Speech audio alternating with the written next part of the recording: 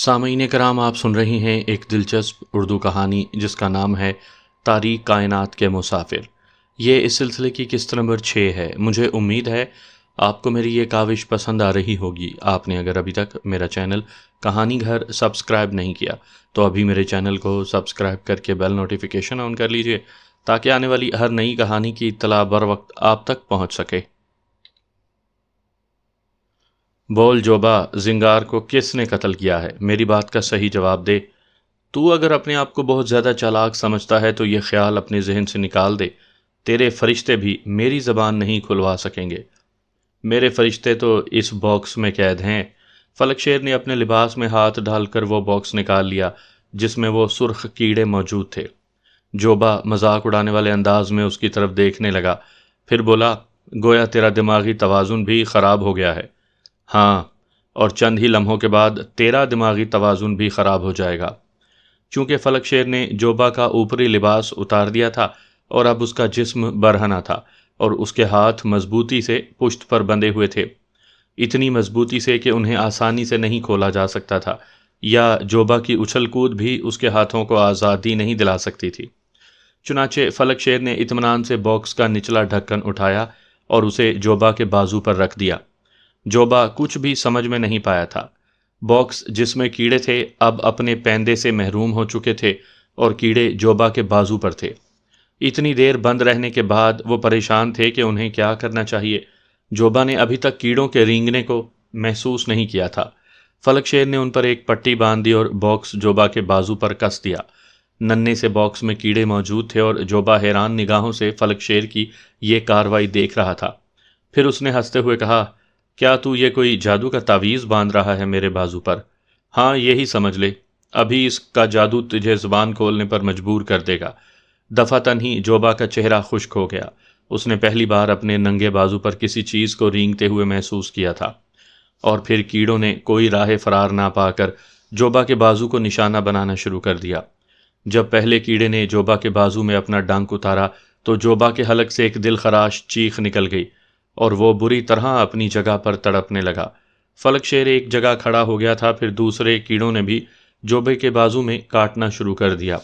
اس کے بعد جوبا کی حالت دیکھنے کے قابل تھی۔ زمین پر گھسٹ رہا تھا، بدن جگہ جگہ سے چھل گیا تھا، وہ بری طرح دھاڑ رہا تھا، لیکن ان پہاڑوں میں اس کی آواز سننے والا کوئی نہیں تھا۔ پتہ نہیں بے وقوف ان پہاڑوں میں تنہا کیا کرنے کے لیے آ گیا تھا۔ فلک شیر مطمئن انداز میں اسے دیکھ رہا تھا، لیکن کبھی کبھی اس کی نگاہیں دور دور تک بھٹکنے لگتی تھی، یہ سوچ کر کہ کہیں کوئی اس کی مدد کو نہ آ جائے۔ پہاڑوں میں اس کے چیخنے کی آوازیں خاصی خوفناک تھیں۔ پھر اس کا گلا چیختے چیختے بیٹھ گیا تو فلک شیر اس کے قریب آیا اور اس نے کہا، جوبا، کیا تیری اکڑ ختم ہو گئی؟ اگر تو جانور سے انسان بن گیا ہو تو میں تجھے اذیت سے نجات دلا سکتا ہوں۔ ہاں، دیوتاؤں کے لیے میری مدد کرو، دیوتاؤں کے لیے میری مدد کرو۔ مر جاؤں گا، میں مر جاؤں گا۔ ہاں، یہ کیڑے میرے گھر کے قریب برگد کے درخت میں پائے جاتے ہیں۔ یہ ناف کھول دے، کھول دے، تجھے دیوتاؤں کا واسطہ کھول دے۔ ٹھیک ہے، لیکن میں انہیں سنبھال کر رکھوں گا، ابھی تو تیرا دوسرا بازو آزاد ہے۔ اور واقعی فلک شیر نے احتیاط کے ساتھ کپڑا کھولا اور کیڑوں کو لکڑی کے ایک ٹکڑے پر دوبارہ اسی باکس میں گرا لیا اور پھر اس کا نچلا ڈھکن بھی بند کر دیا۔ باکس کو ایک طرف رکھ کر اس نے جوبا کو دیکھا اور جوبا گڑ گڑاتے ہوئے بولا، میرے ہاتھ کھول دے، میرے ہاتھ کھول دے، میرا بازو شدید دکھ رہا ہے۔ یہ زہریلے ہوتے ہیں، میرا بازو۔ نہیں، ان کا زہر کا مزہ میں چکھ چکا ہوں۔ میں ابھی تیرے بازو پر تھوڑی سی مٹی ملے دیتا ہوں، اس کا اثر ختم ہو جائے گا، لیکن کمبخت کاٹتے بہت زور سے ہیں۔ فلک شیر نے تھوڑی سی مٹی لے کر اپنے ہاتھ سے جوبا کے بازو پر ملی اور دیر تک اسے رگڑتا رہا۔ جوبا آہستہ آہستہ کرا رہا تھا، اب اس کے چہرے پر شدید خوف کے آثار منجمد تھے۔ تھوڑی دیر کے بعد اسے سکون حاصل ہوا تو فلک شیر نے اس کے دوسرے بازو پر ہاتھ پھیرتے ہوئے کہا، ہاں جوبا، کیا میں ان کیڑوں کو تیرے دوسرے بازو پر باندھ دوں؟ ہرگز نہیں، ہرگز نہیں، تو جو کچھ چاہتا ہے مجھے بتا۔ ٹھیک، بتا، زنگار کو کس نے قتل کیا؟ ارمینا نے، اسی کتیا نے قتل کیا زنگار کو اپنے ہاتھوں سے، میری اور سارنگ کی نگاہوں کے سامنے۔ فلک شیر کا منہ حیرت سے کھلا اور پھر بند ہو گیا۔ وہ پھٹی پھٹی آنکھوں سے جوبا کو دیکھتا رہا، پھر اس نے غرائے ہوئے لہجے میں کہا، جوبا، تو اپنا جرم تسلیم کر لے، کیوں اپنی زندگی کے پیچھے پڑا ہوا ہے؟ پھر مجھے بے وقوف سمجھ کر جھوٹ بول رہا ہے۔ اور اگر تو واقعی میری باتوں کو بے وقوفی سمجھ رہا ہے تو تو سچ مچ بے وقوف ہے۔ ارے پاگل، اس عالم میں بھی میں تجھ سے جھوٹ بولوں گا جبکہ میری زندگی موت سے ہمکنار ہو گئی ہے؟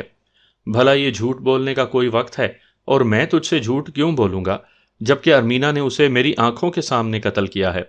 یہ بات تو سارنگ سے بھی تو پوچھ سکتا ہے، اس نے ہم دونوں سے رابطہ قائم کیا تھا، اور خاص طور سے سارنگ تو بہت ہی بے وقوف انسان ہے۔ ارمینا نے اپنی ساتھی لڑکی ہولا سے کہا کہ سارنگ اس کی زندگی کا مالک بن سکتا ہے۔ ہولا، وہ جو نیلی آنکھوں والی ہے، اس نے سارنگ کو لبھایا اور سارنگ ارمینا کا راز رکھنے پر مجبور ہو گیا۔ مجھے بھی اس کام میں شریک کیا گیا اور ارمینا نے کہا کہ اس کی دوسری خادمہ مجھے مل سکتی ہے۔ مطلب سمجھ رہے ہو نا؟ عارضی طور پر ہمیں پیشکش کی گئی کہ ہم اگر چاہیں تو ان دونوں لڑکیوں کو اپنے پاس رکھ سکتے ہیں، یہاں انہی غاروں میں، اسی جگہ۔ سمجھ رہے ہو نا تم؟ اس نے تم سے کیا چاہا تھا؟ بس یہ کہ ہم زنگار کے قتل کا الزام تم پر عائد کرنے کی پوری کوشش کر ڈالیں۔ اس نے یہ بھی کہا تھا کہ وہ خود تم دونوں کو بچانے کی کوشش کرے گی، لیکن یہ صرف ایک فریب ہوگا۔ اصل میں وہ تمہیں اور تمہارے ساتھی کو زنگار کے قتل کے الزام میں موت کی سزا دلوانا چاہتی ہے۔ یہ اس کا آخری منصوبہ ہوگا۔ فلک شیر کو واقعی شدید حیرت ہوئی تھی، اور اس کے ساتھ ساتھ اسے اپنی حماقت کا احساس بھی ہوا تھا۔ پتہ نہیں ارمینا کو ان سے کیا دشمنی ہے؟ ارمینا دوست بن کر دغا کر رہی ہے۔ وہ حسین عورت تو واقعی فلک شیر کے لیے ناگن ہی ثابت ہوئی تھی، لیکن آخر کیوں؟ اس کا جواب یقیناً جوبا نہیں دے سکتا تھا، چونکہ یہ جوبا کا معاملہ ہی نہیں تھا۔ البتہ فلک شیر نے کہا، اور کیا اس سازش میں تیرا چچا بھی شریک ہے؟ نہیں، ساربان کو اس بارے میں کچھ معلوم نہیں، حالانکہ ساربان نے خود ہم سے کہا تھا چونکہ تم دونوں نے ہماری بے عزتی کی اس لیے ساربان تم سے بدلہ لے گا۔ لیکن میں اپنے سازشی چچا کو اچھی طرح جانتا ہوں، اور تم دیکھ لینا کہ جو کچھ میں کہہ رہا ہوں وہ بالکل سچ نکلے گا۔ ہو سکتا ہے میرے چچا نے شیران سے یعنی تمہارے ساتھی سے ساز باز کی ہو۔ اصل میں وہ نہیں چاہتا کہ ہم دونوں زندہ سلامت رہیں تاکہ اس کی سرداری ہمارے قبضے میں نہ آ جائے۔ وہ یوں یہ کوششیں کر رہا ہوگا۔ فلک شیر حیران رہ گیا۔ اس نے سر کھجاتے ہوئے سوچا کہ یہ تو بڑی عجیب بات ہے، یہاں تو باقاعدہ سازشیں ہو رہی ہیں، یعنی ساربان اپنے دونوں بھتیجوں کے ساتھ سازشیں کر رہا ہے، بھتیجے اسے نگاہ بچا کر ارمینا سے رابطہ کر رہے ہیں، اور ارمینا، آخر ارمینا کو ان دونوں سے کیا دشمنی ہے؟ اب یہ بات تو ارمینا ہی بتا سکے گی۔ تب اس نے جوبا سے کہا، کیا تو اس طرح ہماری مدد کر سکتا ہے؟ اب تو یہاں سے نکل جائے گا، میں تجھے ظاہر ہے کہ آزاد کر دوں گا، کیونکہ میری تجھ سے کوئی دشمنی نہیں ہے۔ لیکن جو بات صحیح ہے وہ بھی جانتا ہے کہ ہم نے زنگار کو قتل نہیں کیا، اور تو یہ بھی جانتا ہے کہ ارمینا سازشی عورت ہمیں نقصان پہنچا کر ہمیں بے وقوف بنا رہی ہے، اور تم دونوں بھائی اس کے جال میں آ گئے ہو۔ اب میں تجھ سے ایک بات کہوں، میں تیرے چچا کو تیرے خلاف بھڑکا سکتا ہوں۔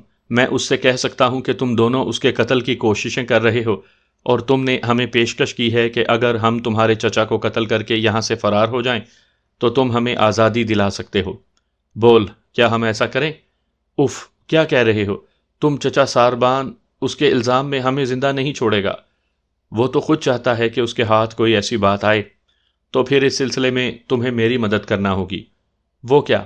ساربان کو یہ بتاؤ، اور سب کے سامنے بتاؤ، تاکہ ساربان میرے ساتھی کو آزاد کر دے۔ جوبا سوچ میں ڈوب گیا، پھر اس نے کہا، ٹھیک ہے، میں تیار ہوں، لیکن جوبا ایک بات سمجھ لینا، اگر یہاں تم نے غداری کی تو اس کے بعد اگر میں زندہ بچ گیا تو صرف تمہیں قتل کرنے کی کوشش کروں گا۔ یہی میری زندگی کا مشن ہوگا۔ دیکھ، میں بہت زیادہ دلیر آدمی نہیں ہوں، وہ تو ہم نے چچا ساربان کے بل پر اپنی دلیری کے سکے جما رکھے ہیں، ورنہ سارنگ اس قدر بہادر ہے، اور نہ ہی میں۔ ہم تو جھگڑوں سے گھبراتے ہیں، لیکن بس چونکہ ہمارے ذہن میں یہ بات ہے کہ آنے والے وقت میں ہم یہاں کی محافظت یا سرداری حاصل کریں، اس لیے ہم لوگوں پر رعب جھاڑتے پھرتے ہیں۔ ہم جانتے ہیں کہ اگر ہم سے کوئی غلطی ہو جائے گی تو ہمارا چچا ساربان کم از کم ہمیں دوسروں کے ہاتھوں نہیں مرنے دے گا۔ گویا تیرا مقصد کہنے کا یہ ہے کہ تو تیار ہے۔ ہاں، میں تیار ہوں۔ تو پھر آج ہی یہ کوششیں کیوں نہ کر ڈالی جائیں؟ بالکل بالکل، اس میں اب کوئی شک کی بات نہیں۔ ٹھیک ہے۔ فلک شیر نے جوبا کے ہاتھ کھول دیے۔ یہ خطرہ مول لیے بغیر اور کوئی چارہ کار بھی نہیں تھا، لیکن جوبا خاصی حد تک سیدھا نظر آ رہا تھا۔ فلک شیر کے ساتھ آبادی واپس آتے ہوئے اس نے کہا، کیا یہ بہتر نہیں ہوگا کہ میں سارنگ کو بھی اس کام کے لیے آمادہ کر لوں؟ میرا مطلب تم سمجھ رہے ہو نا، ہم دونوں مل کر حقیقت کا اظہار کریں، کیونکہ آج تک کوئی کام میں نے سارنگ کے بغیر نہیں کیا۔ کہیں یوں نہ ہو کہ سارنگ اس بات سے منحرف ہو جائے، یہ سوچ کر کہ میں نے اسے اپنا رازدار نہیں بنایا۔ تم دیکھ لو، سوچ لو، اگر تم یہ بات پسند کرو تو میں ایسا کروں، ورنہ میں تو تمہاری ہدایت کے مطابق عمل کرنے پر تیار ہو ہی چکا ہوں۔ اگر یہ بات ہے تو ٹھیک ہے، لیکن یہ سوچ لینا جوبا اپنی اس چال کو ناکام ہوتا دیکھ کر پھر میرے پاس اس کے سوا اور کوئی چارہ نہیں رہ جائے گا کہ میں صرف اپنی جان بچاؤں اور اپنے دوست کو چھوڑ کر یہاں سے فرار ہو جاؤں۔ سمجھ رہے ہو نا میری بات؟ ہاں میں سمجھ رہا ہوں، تم اطمینان رکھو۔ اب مجھے یہ اندازہ ہو چکا تھا کہ اس سازش کا کوئی خاص پس منظر ہے، کچھ نہ کچھ تو ضرور ہوگا۔ وہ چالاک عورت یقیناً اپنی ان دو ساتھی لڑکیوں کے ذریعے ہمیں بے وقوف بنا رہی ہے۔ اب تک تو ہم بے وقوف بنتے رہے ہیں، لیکن اس کے بعد ہم بے وقوف نہیں بنیں گے۔ میں تم سے وعدہ کرتا ہوں کہ سارنگ کو اس بات کے لیے تیار کر کے میں تمہارے کام کے لیے آ جاؤں گا۔ تو پھر جاؤ، جیسے تم مناسب سمجھو۔ یہ بتاؤ کہ تم مجھے ملو گے کہاں؟ انہی پہاڑوں میں، لیکن ٹھہرو، میں خود تمہیں تلاش کروں گا، یہ زیادہ بہتر رہے گا۔ ہاں میں جانتا ہوں کہ اتنی آسانی سے کوئی بھی کسی پر بھروسہ کرنے کو تیار نہیں۔ ٹھیک ہے، تم مجھے تلاش کر لینا، میں اپنے آپ کو پوشیدہ نہیں کروں گا، یہ وعدہ کرتا ہوں میں تم سے، جوبا نے کہا، اور فلک شیر نے واپسی کے لیے قدم اٹھا دیے۔ وہ یہ ظاہر کرنا چاہتا تھا کہ اس کا قیام انہی پہاڑوں میں ہے، حالانکہ جوبا نے اس سے وعدہ کیا تھا، لیکن اس کے باوجود فلک شیر یہ جانتا تھا کہ دنیا اوپر کی ہو یا نیچے کی، بھروسہ ذرا مشکل سے کامیاب ہوتا ہے۔ پھر جب جوبا نگاہوں سے اوجھل ہو گیا تو فلک شیر نے لمبا چکر کاٹ کر واپس اپنی پرانی قیام گاہ کا رخ کیا، لیکن اب وہ کچھ سوچ رہا تھا، اور جو کچھ اس نے سوچا تھا اس کی تکمیل کے لیے وہ واپس آنے کے بعد ساربان کو تلاش کرنے لگا۔ ساربان اسے مل گیا تھا، اکیلا ہی تھا۔ فلک شیر کو دیکھ کر ساربان نے پرخیال انداز میں گردن ہلائی اور بولا، ٹھیک ہے، تو بھاگتا پھر رہا ہے، اور میں تجھے بتا چکا ہوں کہ میں تجھے کھلے عام گرفتار کروں گا، اس طرح چوری چھپے نہیں۔ فلک شیر نے کہا، ساربان، یہ پتہ چل گیا ہے کہ زنگار کو کس نے قتل کیا ہے۔ میرے اور تمہارے درمیان جو بات چیت ہوئی تھی تم اس کے بارے میں اچھی طرح جانتے ہو۔ ہاں، کیا وہ لڑکے اس بات پر آمادہ ہیں کہ قتل کی ذمہ داری خود قبول کر لیں گے؟ نہیں، بلکہ انہوں نے اس بات کا اقرار کر لیا ہے کہ وہ یہ بتا دیں گے کہ زنگار کا قاتل کون ہے۔ کون ہے زنگار کا قاتل؟ ارمینا۔ کیا؟ ساربان اچھل پڑا۔ ہاں، خاتون ارمینا، لیکن ایک کام اور بھی کرنا ہے معزز ساربان، اگر تو اجازت دے۔ تو اگر کہتا ہے کہ زنگار کی قاتل ارمینا ہے، جو خود بستی طرح کی رہنے والی ہے، تو اس بات کا اظہار کیسے ہو اور اس کی وجہ کیسے معلوم ہو؟ ساربان نے پوچھا۔ زنگار تو اب اس دنیا میں نہیں ہے، لیکن جوبا میری مدد کرنے پر آمادہ ہو گیا ہے اور بہت جلد ساری حقیقتیں سامنے آ جائیں گی۔ جوبا تیار ہو گیا ہے؟ وہ لڑکے تو تیرے دشمن ہیں۔ یہ دشمنی عارضی طور پر ختم ہو گئی ہے۔ فلک شیر نے ساربان کو حقیقتیں بتانا پسند نہیں کیا تھا، لیکن پھر کچھ ہی دیر بعد جوبا اور سارنگ نظر آئے، اور فلک شیر نے وہاں سے ہٹنا مناسب نہیں سمجھا۔ البتہ وہ دونوں فلک شیر کو ساربان کے پاس دیکھ کر کچھ حیران ہوئے تھے۔ فلک شیر نے کہا، جوبا، تمہارا معزز چچا حقیقتیں تمہاری زبان سے سننا چاہتا ہے، بولو، کیا تم اس کے لیے تیار ہو؟ جوبا نے ساربان کی طرف دیکھا تو ساربان بولا، اب جب کہ تو نے ساری باتیں منظر عام پر پیش کر دی ہیں تو پھر اس بات کو کیوں چھپا رہا ہے؟ ہاں، ہمارے عظیم چچا، یہ بات سچ ہے کہ ارمینا نے خود زنگار پر گولی چلائی تھی اور اسے ختم کر دیا تھا، اس میں ان کا کوئی قصور نہیں ہے۔ اور یہ بھی بتا دے کہ ارمینا نے تم لوگوں کو ہمارے خلاف آمادہ کرنے کے لیے کیا پیشکش کی تھی؟ عام، اس چالاک عورت نے اپنی ساتھی لڑکیوں کو ہمارے پیچھے لگا دیا تھا، اور سوہا اب بھی یہ کوشش کر رہی ہے کہ مجھے اپنے قبضے میں لے آئے۔ سوہا کون ہے؟ ہولا کی بہن، یعنی وہ جو ارمینا کے ساتھ غلاموں کی حیثیت سے ہیں۔ بلکہ سوہا تو یہی ہے، اور اس نے میری آرام گاہ میں پناہ لی ہوئی ہے۔ فلک شیر اچھل پڑا تھا۔ ساربان نے خونی نگاہوں سے اپنے بھتیجوں کو دیکھا اور بولا، اور تم جانتے ہو کہ سن شایا میں ان برائیوں کا نتیجہ کیا نکل سکتا ہے؟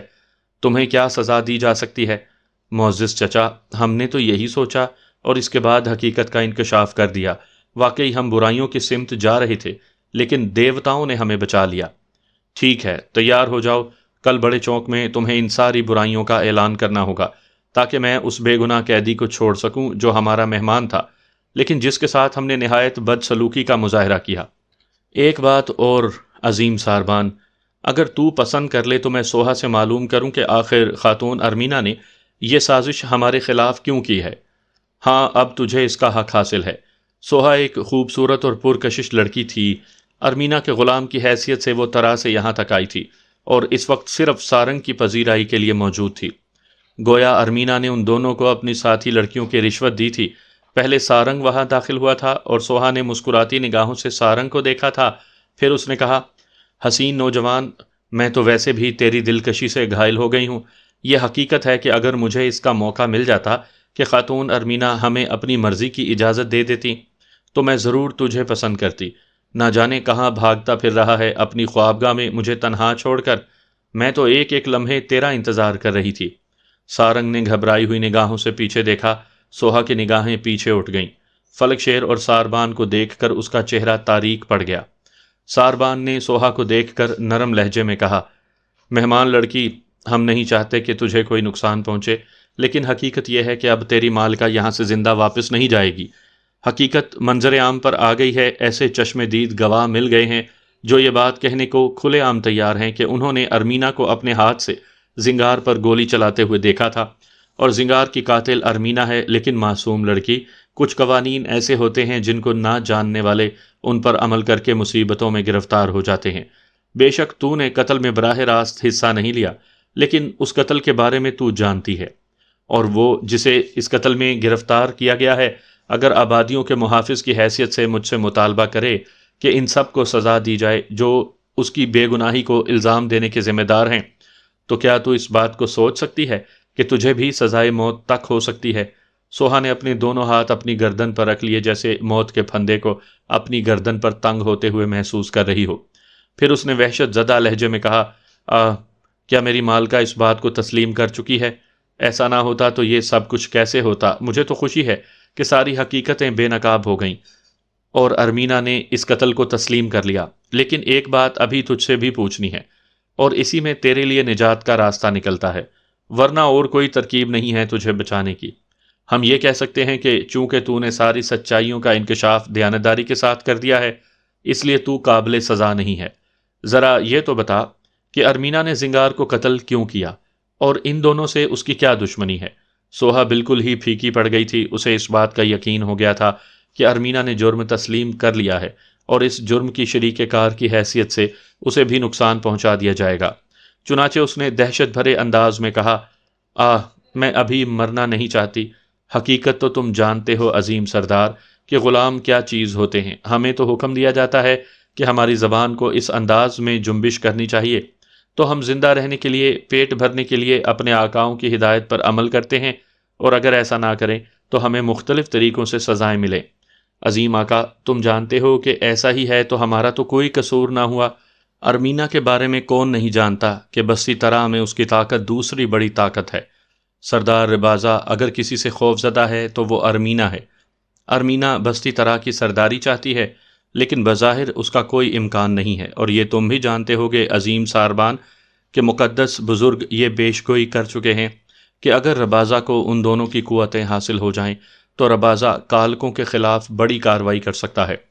اور بوڑھے سمبا نے تو یہ بھی کہہ دیا تھا کہ ربازہ اگر تو آنے والے مہمانوں کی مدد سے کالکوں کے خلاف بڑا محاذ قائم کرنے میں کامیاب ہو جائے تو دیوتا تجھ پر عظیم مہربانی کریں گے، اور اس بات کے مکمل امکانات ہیں کہ تجھے بہت سے قبیلوں کی سربراہی حاصل ہو جائے۔ چنانچہ جب خاتون ارمینا کو اس بات کا علم ہوا تو اس نے سوچا کہ ربازہ کو ان دونوں کی مدد حاصل نہیں ہونی چاہیے۔ ایک طرف اس نے زنگار کو اس بات پر متعین کیا کہ زنگار یہاں آئے اور ان دونوں کو ہلاک کر دے۔ وہ کرائے کا قاتل کہلاتا ہے، بآسانی اس پر الزام لگ جاتا اور وہ نکلنے میں کامیاب ہو جاتا، لیکن زنگار اپنی کوششوں میں کامیاب نہیں ہو سکا تو ارمینا نے پہلے تو اسے سزا دی اس بات کی کہ وہ ان دونوں کے مقابلے میں ناکام رہا۔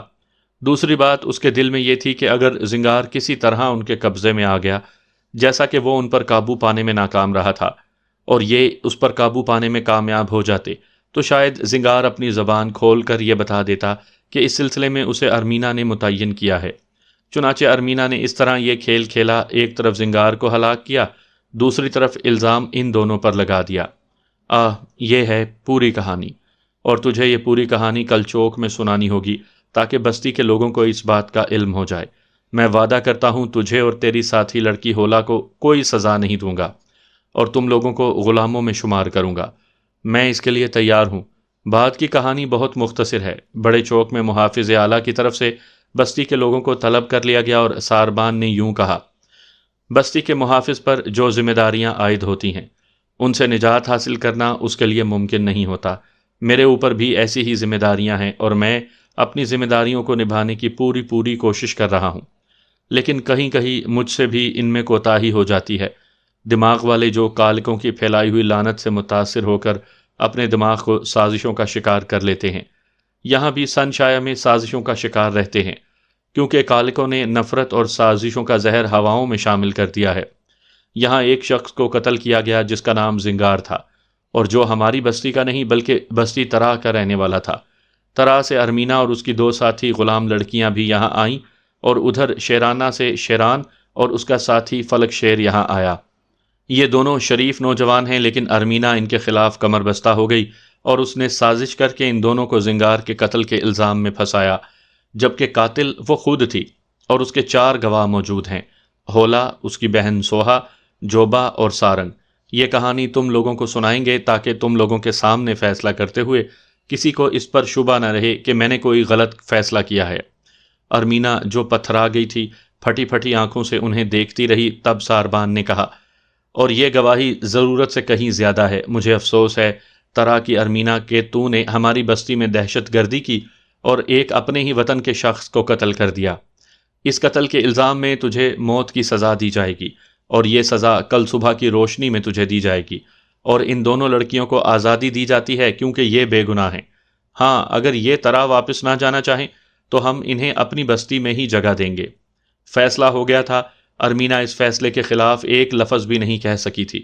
بعد میں فلک شیر نے شیران سے کہا: اور ایک حسین عورت کو اگر یہ سزا دی جا رہی ہے تو کیا اس سے بہتر یہ سزا نہ ہو کہ ساربان اسے ہم دونوں کے حوالے کر دے اور ہم اسے اپنی دوست بنا لیں؟ شیران نے قہر آلود نگاہوں سے فلک شیر کو دیکھا تو فلک شیر جلدی سے بولا: کہنے میں کیا حرج ہے، اور پھر تم تو مذاق بھی نہیں سمجھتے۔ کل صبح اسے سزا ہوگی، لیکن میں صبح ہونے سے پہلے یہاں سے نکل جانا چاہتا ہوں۔ اس کا مطلب ہے کہ ایک حسین لڑکی کو قتل ہوتے ہوئے تم بھی نہیں دیکھ سکتے۔ میرا بھی یہی ارادہ ہے، چنانچہ ہم کل اس وقت جب سورج نکلنے میں بہت دیر ہوگی اور رات اپنا آخری پہر طے کر رہی ہوگی، امامہ سے اجازت لے کر نکل چلیں گے۔ بزرگ امامہ نے یہ بات حیرت سے سنی تھی۔ اس نے کہا: لیکن اگر تم کل اپنی دشمن کی سزا کا منظر بھی دیکھ لو تو کیا حرج ہے؟ نہیں بزرگ امامہ، ہم انسانوں کو زندگی دینے کے قائل ہیں، ان کی زندگی جانے سے ہمیں خوشی نہیں ہوتی۔ کاش کوئی ایسی ترکیب ہوتی جس سے ہم ساربان کو اس سزا سے روک سکتے۔ ممکن ہی نہیں ہے، جرم ہوا ہے تو سزا بھی ضرور ملے گی۔ بہرحال تمہاری مرضی۔ پھر رات کے آخری پہر ان دونوں نے اپنے گھوڑے کھولے، ضروریات زندگی کا سامان لے کر وہاں سے چل پڑے، جنگل، صحرا، دریا، بستی سے دور ہوتے ہوئے۔ ان کے ذہنوں میں نہ جانے کیا کیا خیالات تھے، اور وہ سفر کر رہے تھے۔ پھر سورج نکل آیا اور فضا میں خوشگوار دھوپ پھیل گئی۔ رات کی خنکی دم توڑنے لگی، لیکن انہوں نے اپنے گھوڑوں کو روکا نہیں تھا اور مسلسل سفر طے کرتے رہے تھے، یہاں تک کہ سورج آسمان کے درمیان پر پہنچ گیا۔ نہ جانے کس خیال کے تحت فلک شیر نے اپنا گھوڑا شیران کے برابر دوڑاتے ہوئے کہا: شیران، ایک بات تو بتاؤ، تم سرزمین سنشایا میں ہوش و حواس کے عالم میں رہے ہو۔ میں یہ تو نہیں کہتا کہ یہاں سائنس نے فروغ پایا ہے، ابھی تو میں یہاں کے بارے میں کچھ بھی نہیں جانتا، اور یہ بھی نہیں سوچ سکتا کہ جو ماحول یہاں نظر آ رہا ہے وہاں ایسے لوگ بھی ہوں گے جو سائنس پر توجہ دیتے ہوں، لیکن مجھے صرف اس بات کا جواب دو کہ یہ زمین کا دوسرا طبق ہے۔ ہم نے یہاں کچھ تبدیلیاں دیکھی تھی، لیکن اب اس جگہ تک پہنچنے کے بعد یہ احساس ہی نہیں ہوتا کہ یہ زمین کے نیچے کی کوئی جگہ ہے، مثلاً جیسے سورج، چاند، ستارے، اندھیرا، اجالا، یہ سب کچھ تو اوپر کی مانند ہے۔ شیران نے کچھ لمحے کی خاموشی اختیار کی، پھر وہ آہستہ سے بولا: جتنے عرصے میں پہلے طبق میں رہا میں نے مختلف قسم کی معلومات حاصل کی۔ گو یہ عرصہ زیادہ طویل نہیں تھا، اور میرا اصل کام یہ تھا کہ کالکوں یعنی زمین کے اوپر رہنے والوں کی فطرت کا تجزیہ کروں اور یہاں اپنی سرزمین سن شایا میں آ کر ان کی ذہانت کے مطابق مقابلہ کروں اور انہیں ان کی سازشوں میں کامیاب نہ ہونے دوں، لیکن اس کے ساتھ ساتھ ہی جہاں میں نے وہاں کے ہتھیار اور ان کا استعمال سیکھا، وہاں کے لوگوں کی سوچ کا تجزیہ کیا، اور مجھے سب سے انوکھی بات جو معلوم ہوئی وہ مذہب سے متعلق تھی۔ سرزمین سنشایا سائنس کی سرزمین نہیں تھی، یہاں باتیں سطحی انداز میں سوچی جاتی ہیں، ہلکے پھلکے ذہن والے لوگ ہوتے ہیں۔ بے شک یہاں جنگیں بھی ہوتی ہیں، سازشیں بھی ہوتی ہیں، لیکن اس کے باوجود یہ لوگ اس قدر مضبوط ذہن کے مالک نہیں ہیں۔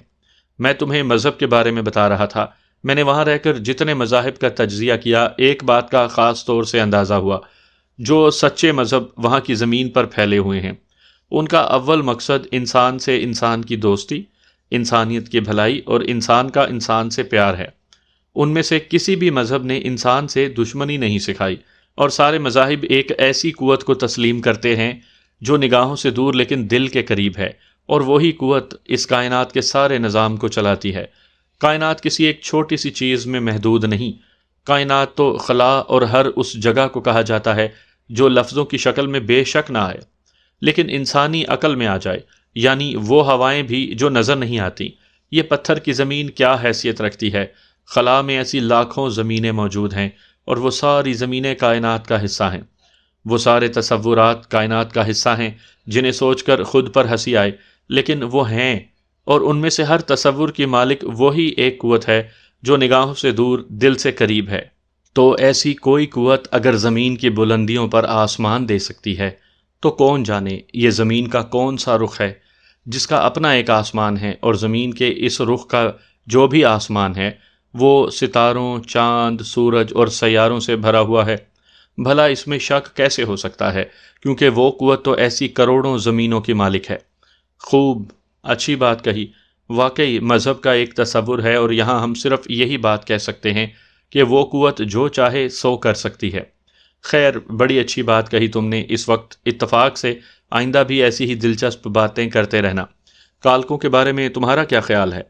کال کے اوپر کی دنیا کے تو وہ شاطر ہیں جو بلا شبہ امن و سکون کی آبادی میں سن شایا میں داخل ہو چکے ہیں، جس طرح ہم یہاں پہنچے ہیں۔ یہ تو تمہیں معلوم ہے، سائنسی تحقیق کرنے والے اور زمین کے مختلف طبقات کی تحقیق کرنے والے زمین کے نیچے کی دنیاؤں کا پتہ لگا چکے ہیں۔ انہوں نے یقینی طور پر کوئی ایسا سوراخ تلاش کر لیا ہوگا جس سے وہ سن شایا کی آبادیوں میں داخل ہو چکے ہیں۔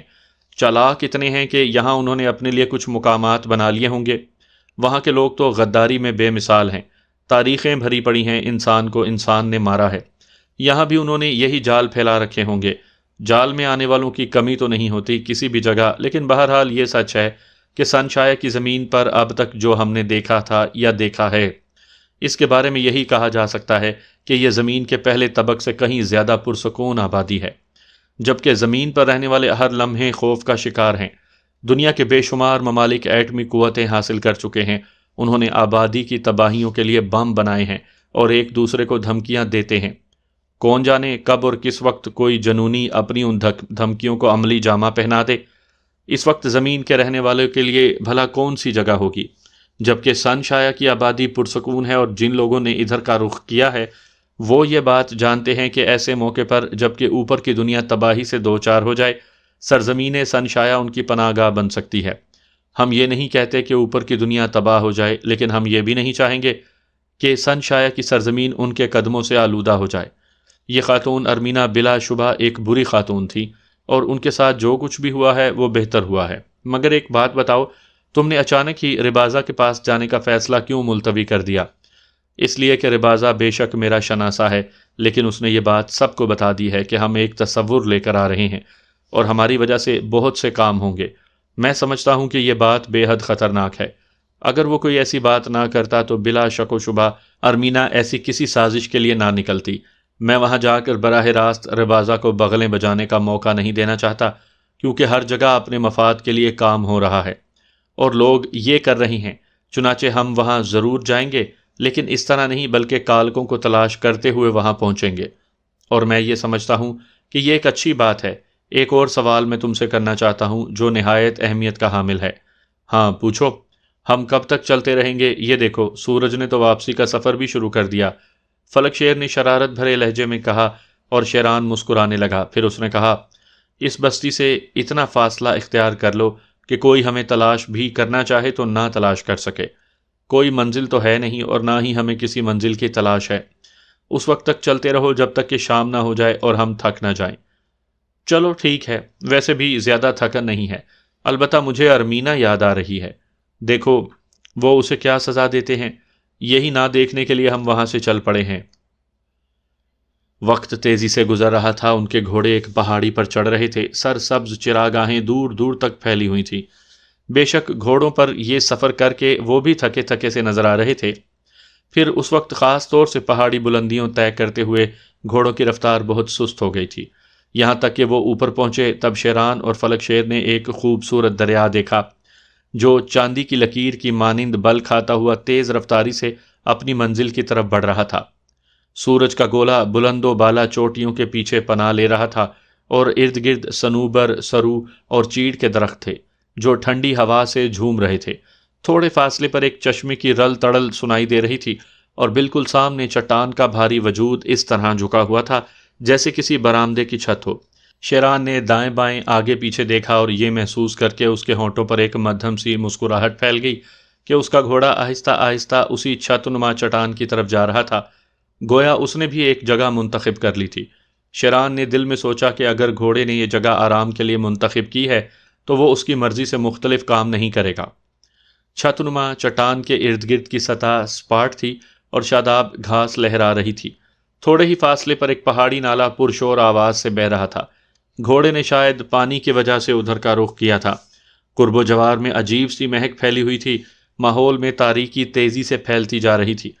چھت نما چٹان کے چاروں طرف گھنے درخت بلند و بالا دیواروں کا کام دے رہے تھے، لیکن جو چیز شیران کی توجہ کا مرکز بنی وہ راکھ اور ہڈیوں کا ڈھیر تھا۔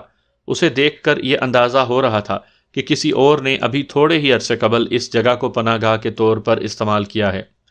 پھر نہ جانے کیوں شیران کے ذہن میں ایک عجیب سا خیال آیا۔ اس نے سوچا کہ کہیں یہاں کچھ ایسے لوگ پوشیدہ نہ ہوں جو بے مقصد کی دشمنی کرتے ہیں، یعنی لوٹ مار کرنے والے۔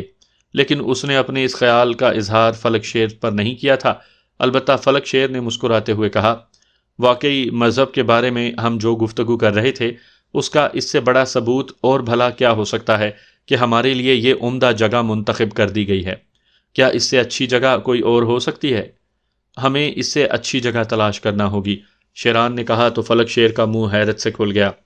ہاں، کیا تمہیں یہ جگہ پسند نہیں ہے؟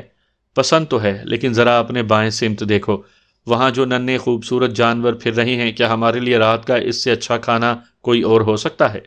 ارے ارے ارے، آ گئی بیچارے معصوم جانوروں کی شامت، لیکن کیا کیا جائے، ایسے حسین جانوروں کو دیکھ کر منہ میں پانی بھر آتا ہے۔ کیا تمہیں اس بات کا اندازہ ہے شیران کہ ان ننھے حسین دو سنگوں والے جانوروں کے گوشت میں نمک بھی شامل ہوتا ہے؟ اور ذرا یہ بھی دیکھو کہ قرب و جوار میں ہمیں ایسی سوکھی ٹہنیاں نظر آ رہی ہیں جو ان میں سے کسی ایک معصوم جانور کو ہمارے معدے میں اترنے کے لیے باقی امداد فراہم کر سکتی ہیں۔ شیران فلک شیر کی باتوں پر ہنس دیا تھا، پھر اس نے کہا، اچھا اب یہ بتاؤ کہ ان جانوروں سے حساب کتاب تم کرو گے یا میں تمہیں ان کا شکار کر کے دوں؟ تم یوں کرو کہ ان میں سے کسی کو مشق ستم بناؤ، میں انہیں بھوننے کا بندوبست کرتا ہوں۔ ٹھیک ہے۔ شیران وہاں سے آگے بڑھ گیا۔ اسے پگ ڈنڈی پر پھیلی ہوئی درختوں کی شاخوں سے بچنے کے لیے بار بار جھکنا پڑ رہا تھا۔ تھوڑا فاصلہ طے کرنے کے بعد وہ آخرکار ہرن کے ایک ایسے بچے کو شکار کرنے میں کامیاب ہو گیا جو اپنے والدین سے سرکشی کرتا ہوا ادھر آ نکلا تھا۔ دوسری جانب فلک شیر نے دو بڑے پتھر اٹھا کر چولہا بنایا، آگ سلگائی اور یہ تیاریاں کر کے شیران کا انتظار کرنے لگا، جو تھوڑی ہی دیر کے بعد کھال اترا ہوا ہرن ہاتھ میں لٹکائے اس کے پاس پہنچ گیا۔ پھر فلک شیر نے ہرن کو بھوننا شروع کر دیا۔ بڑی احتیاط کے ساتھ وہ یہ عمل کر رہا تھا کہ آگ کے شعلے گوشت تک نہ پہنچ پائیں، بلکہ گوشت آنچ ہی میں کھانے کے لیے تیار ہو جائے، اور اس کے بعد وہ ہرن تیار ہونے کے بعد کھانے میں مصروف ہو گئے۔ تاریکی نے اپنی چادر پھیلانا شروع کر دی تھی اور ہرن کا گوشت معدے میں اتارنے کے بعد بدن پر تھکن کا احساس بھی اتر رہا تھا۔ گھوڑے آرام سے اپنی پسند کی گھاس چر رہے تھے اور پہاڑوں کی بلند و بالا چوٹیوں سے خشک ہوا بہہ رہی تھی، لیکن دوسرا دلچسپ عمل جنگل کے ان جانوروں کا تھا جو شام کو باہر نکلتے تھے اور اپنی آوازوں سے جنگل میں ایک نئی زندگی کا آغاز کرتے تھے۔ اس وقت فلک شیر کا دل بھی کوئی بات کرنے کو نہیں چاہ رہا تھا اور دوسری طرف شیران بھی خاموش تھا۔ دونوں اپنی اپنی سوچوں میں گم تھے۔ فلک شیر اپنی اس دنیا کے بارے میں سوچ رہا تھا جسے وہ بلندیوں پر چھوڑ آیا تھا، اور اس کے ذہن میں یہ بھی خیال تھا کہ دیکھو، ماں باپ کا ابھی تک کوئی پتہ نہیں چل سکا، پتہ نہیں وہ کون تھے، کیسے تھے، اور اگر وہ مل جاتے تو فلک شیر کے ساتھ ان کا کیا سلوک ہوتا۔ دیگر یہ کہ کیا کبھی کسی وقت وہ اس سے مل سکیں گے؟ بڑی آرزو تھی فلک شیر کے دل میں کہ اسے بھی اس کے ماں باپ کا پتہ چل جائے اور کوئی لمحہ ایسا ہو جب وہ بھی پرمسرت انداز میں اپنے گھر میں قدم رکھے۔ یہ آرزوئیں بارہا اس کے دل میں مچلی تھیں، لیکن اس نے انہیں اپنے سینے کی گہرائیوں میں قید کر رکھا تھا، چونکہ جو عمل اپنی مرضی کے مطابق نہ ہو سکے اس کے لیے حسرتوں کا شکار رہنا ایک بہتر بات نہیں ہے۔ ہاں، اگر کوئی چیز قابل حصول ہو تو اس کے حصول کے لیے تمام تر جد و جہد کی جا سکتی ہے۔ شیران اپنے طور پر اپنی سوچوں میں مصروف تھا اور اس کی سوچوں کے بارے میں علم نہیں ہو سکتا تھا کہ اس وقت اس کے ذہن میں کون سے تصورات گردش کر رہے ہیں۔ پھر ان پر غنودگی سی کیفیت طاری ہو گئی۔ دونوں ہی کچھ دیر کے بعد نیند کی آغوش میں پہنچ گئے تھے اور ہر چیز سے بے خبر ہو گئے تھے۔ رات کا نہ جانے کون سا پہر تھا جب اچانک ہی دونوں چونک کر جاگ گئے۔ ایک دم گولیاں چلنے کی آوازیں ابھری تھیں اور تھا کی آواز سے پورے جنگل کا ماحول زخمی ہو گیا تھا۔ دونوں اچھل گئے اور ایک دوسرے کی طرف دیکھنے لگے۔ تا حد نظر تاریکی تھی۔ تھوڑے فاصلے پر گھوڑوں کی خرخراہٹ بھی سنائی دے رہی تھی۔ گھوڑے خود ان آوازوں سے چونک گئے تھے اور اپنے مالکوں سے اپنی موجودگی کا اظہار کر رہے تھے۔ دونوں نے اپنی اپنی رائفلیں سنبھال لیں اور تیار ہو گئے کہ کوئی خطرہ ہو تو اپنے عمل کا آغاز کریں۔ لیکن گولیوں کی آوازیں بے شک آ رہی تھیں، چنگاریاں نظر نہیں آ رہی تھیں۔ وہ خاموشی سے ان آوازوں کی سمت کا جائزہ لیتے رہے اور پھر انہیں اندازہ ہو گیا کہ گولیاں اتنے فاصلے پر ہیں کہ ان کا رخ اس طرف ہو بھی نہیں سکتا۔ تھوڑی دیر کے بعد شیران نے کہا، یہ تو نہیں کہہ سکتے کہ کون لوگ ہیں اور گولیاں کس پر چلائی جا رہی ہیں، لیکن اس سے ایک بات کا اندازہ ہوتا ہے اور وہ یہ کہ یہاں قرب و جوار میں زندگی موجود ہے، یعنی کوئی ایسی بستی جو یہاں سے زیادہ فاصلے پر نہیں ہے۔ ضروری نہیں ہے شیران، یہ بھی ہو سکتا ہے کہ کوئی ایسی پارٹی آس پاس میں موجود ہو، وہ یا تو آپس میں ہی بھیڑ رہے ہوں یا پھر جیسا کہ ہم نے اس موضوع پر بات کی تھی کہ زبردستی کے دشمن یعنی ڈاکو وغیرہ۔ خیر جو کوئی بھی ہے وہ ایک الگ بات ہے، لیکن اس سے یہ اندازہ ضرور ہوتا ہے کہ آس پاس ہی انسان موجود ہیں۔ گولیاں ہم پر نہیں چلائی جا رہی ہیں، اس لیے کسی دشمن کے بارے میں تو ہم غور نہیں کر سکتے، اور اگر دوستی کا تصور کرتے ہیں تو ظاہر ہے یہاں ہمارے دوست بھی نہیں ہوں گے، یعنی نہ دوست نہ دشمن۔ تو پھر آرام کیوں نہ کریں، ہمارے گھوڑے پہرے داری کر رہے ہیں، اگر وہ ہم تک آئے تو دیکھا جائے گا، شیران نے کہا اور لمبی تان کر لیٹ گیا۔ تھوڑی دیر کے بعد فلک شیر نے محسوس کیا کہ وہ گہری نیند سو گیا ہے۔ بہرحال گولیوں کا کوئی صحیح اندازہ نہیں ہو سکا تھا۔ اگر آس پاس کوئی بستی ہے تو پھر گولیوں کی آواز کیسی؟ گولیاں کس پر چلائی گئی ہیں؟ جنگل کے جانوروں پر؟ انسانوں پر؟ کسی قسم کی چیخ و پکار بھی سنائی نہیں دے رہی تھی۔ تھوڑی دیر کے بعد گولیاں چلنا بند ہو گئیں اور اس کی آنکھوں میں بھی غنودگی آنے لگی۔ واقعی ایک بے نام خوف کے لیے جاگتے رہنا حماقت کی بات تھی، چنانچہ وہ بھی گہری نیند سو گیا۔ دوسری صبح اس وقت جاگا جب شیران روزمرہ کے معمولات سے فراغت حاصل کر چکا تھا۔ وہ خاموشی سے اپنے کام میں مصروف تھا، چنانچہ وہ بھی اٹھ گیا اور ضروریات زندگی سے فراغت حاصل کرنے لگا۔ کھانے پینے کا بندوبست پہلے ہی تھا، چنانچہ رات کا بھنا ہوا ہرن اس وقت بڑا کام آیا۔ گوشت بے شک ٹھنڈا تھا، لیکن اس کی ٹھنڈک بھی اپنا مزہ رکھتی تھی۔ چنانچہ شیران اور فلک شیر نے شکم سیری کی اور اس کے بعد فلک شیر گھوڑوں پر زین کسنے لگا۔ گھوڑوں سے فراغت حاصل کر کے ان لوگوں نے اپنا مختصر سا سامان سمیٹا اور پھر وہاں سے آگے بڑھ گئے۔ آبشار سے بننے والی ندی بل کھاتی ہوئی چلی جا رہی تھی اور اس کے کنارے انتہائی سرسبز و شاداب تھے۔ ان سے بہت سے پھل پھول اگ رہے تھے اور بڑی خوبصورت جگہ نظر آ رہی تھی۔ ان کے گھوڑے بھی یہاں خوب آرام کر چکے تھے، اس لیے کوئی دقت پیش نہیں آ رہی تھی۔ وہ قرب و جوار کے مناظر سے لطف اندوز ہوتے ہوئے آگے بڑھ رہے تھے کہ دفعتاً ہی ایک بار پھر فضا فائرنگ کی آواز سے گونج اٹھی۔ چونکہ شیران کو کوئی اندازہ نہیں تھا، اس لیے ایک گولی اس کے بازو کا گوشت چھیدتی ہوئی آگے نکل گئی اور وہ ایک دم سے گھوڑے سے اچھل کر نیچے گر پڑا، لیکن اس نے رائفل کو ہاتھ سے گرنے نہیں دیا تھا۔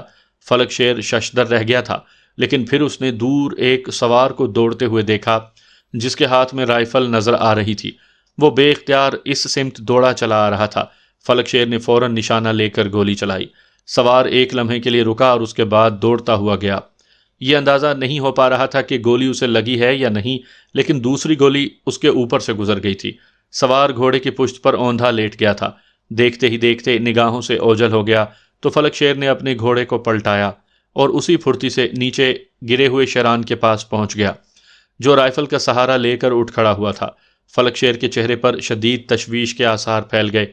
ایک منٹ شیران، مجھے اپنا زخم دکھاؤ۔ فکر مند ہونے کی ضرورت نہیں، بس اس پر ایک کپڑا کس دو۔ کیا ہڈی زخمی ہوئی ہے اور کیا گولی؟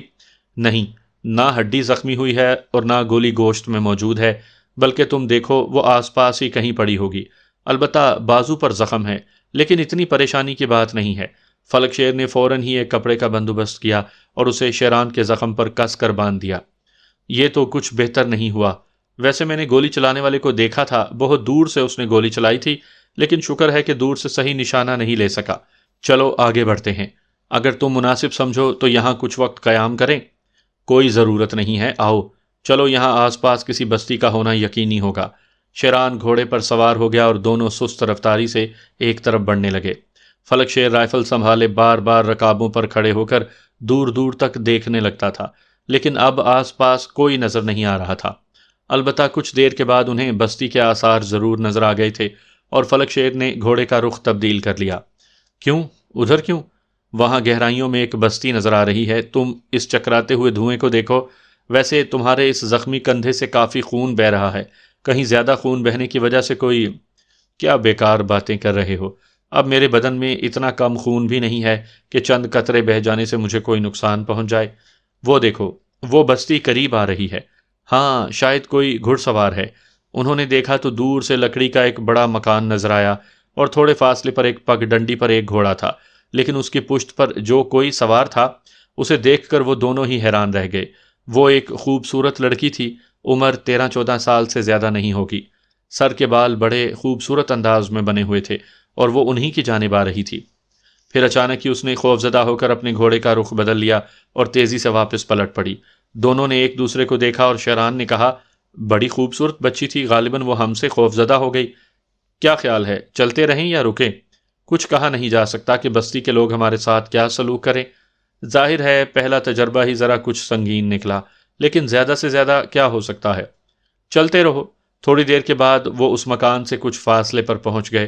وہاں انہوں نے اسی لڑکی کو دیکھا جو پیدل ان کی جانب آ رہی تھی، اور کچھ ہی دیر کے بعد وہ ان کے قریب پہنچ گئی۔ بہت ہی پیاری اور حسین سی بچی تھی۔ اس نے ان دونوں کو دیکھا اور پھر اسے شیران کے بازو سے بہتا ہوا خون نظر آیا اور وہ چونک پڑی۔ ارے ارے ارے، یہ… ہاں، کیا بات ہے؟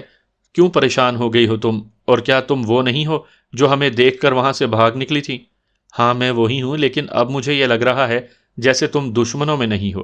کیا تم کالکے ہو؟ بچی نے معصومیت سے سوال کیا۔ نہیں، کالکوں کے دشمن، فلک شیر فوراً ہی بولا۔ واہ، تب تو تم ہمارے دوست ہو۔ آؤ، مگر تمہارے کندھے پر یہ زخم کیسے لگا؟ میں یہ بات تمہیں بعد میں بتاؤں گا، پہلے تم یہ بتاؤ کہ تم لوگ کون ہو۔ بس میں تمہیں کچھ بھی نہیں بتا سکتی۔ یوں سمجھ لو کہ ہم کالکے نہیں ہیں، لیکن کالکے ہی ہیں۔ کیا مطلب؟ میری ماں کالکوں کے دیس کی رہنے والی ہے، لیکن میرا باپ سنشایا کا باشندہ ہے، اور میری بہن نمورا کالکوں سے نفرت کرتی ہے۔ لیکن ہم لوگ اپنی ماں سے نفرت نہیں کرتے، کیونکہ وہ کالکوں کی طرح ہماری دشمن نہیں ہے۔ تمہارا نام کیا ہے؟ الشا۔ آؤ، میری بہن تمہارے زخم پر مرہم لگا دے گی۔ وہ بہت اچھی ہے۔ ویسے میں تمہیں بتاؤں کہ میرے بابا بہت بیمار ہیں، ان کی طبیعت بالکل ٹھیک ہو جاتی، لیکن کالکوں نے انہیں بہت پریشان کیا ہے۔ مگر میں کیا کروں، ہمارا کوئی بھائی نہیں ہے، ورنہ ہم ان کو ٹھیک کر کے رکھ دیتے۔ وہ دریائی گزرگاہ کے ساتھ ساتھ ایک بڑے علاقے میں اپنا مسکن بنائے ہوئے ہیں، اور شاید تمہیں اس بات کا علم نہیں ہے کہ انہوں نے میرے بابا کی بہت ساری زمین پر قبضہ کر لیا ہے۔ جہاں میرے بابا نے پھلوں کے درخت لگائے ہوئے تھے، اور بابا انہی کی وجہ سے تو پریشان ہیں، جبھی تو بیمار پڑ گئے ہیں۔ اصل میں انہوں نے یہاں کچھ ایسے لوگوں کو اپنا دوست بنا لیا ہے جو ہیں تو سنشایا کے باشندے، لیکن سنشایا کے غدار بھی ہیں، وہی تو ان کی مدد کر رہے ہیں۔ شیران مسکرا کر بولا، تمہیں تو بہت سی باتیں معلوم ہیں الشا۔ ہاں، میری بہن نمورا میری دوست ہے، وہ کہتی ہے کہ بچوں کو بھی تمام حقیقتوں سے واقف ہونا چاہیے، تاکہ کوئی بھی مشکل ہو تو انہیں اپنا تحفظ کرنے میں دقت پیش نہ آئے۔ ویسے تمہارے بازو میں یہ گولی کس نے ماری ہے؟ پتہ نہیں، کسی ایسے نامعلوم شخص نے جو گولی چلا کر فوراً ہی فرار ہو گیا، اور ہم اس کی صورت بھی نہ دیکھ سکے۔